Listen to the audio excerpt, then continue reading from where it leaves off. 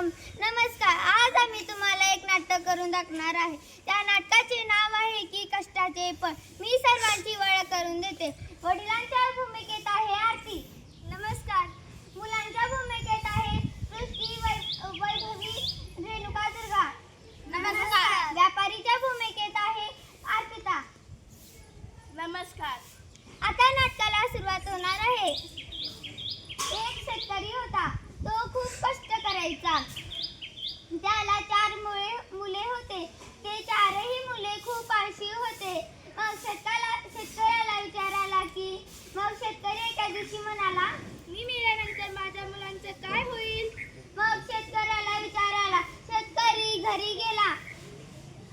मग मुलांना म्हणाला, मुलांनो, मी रात्री जात आहे.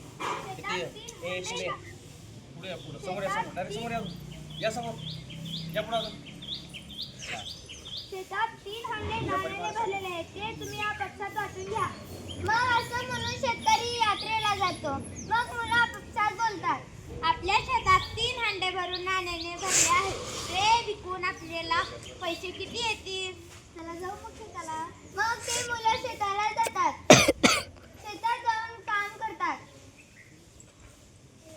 मग तेवढ्यात एक मुलगा म्हणतो की आपण शेत सगळं खंदिलं, खरं आपल्याला एकही नाणं मिळालं नाही. चला मग धान्य पेरूया.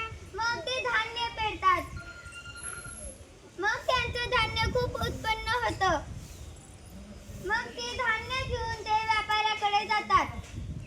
किती क्विंटल आहे? 10 क्विंटल. हे धरा पैसे.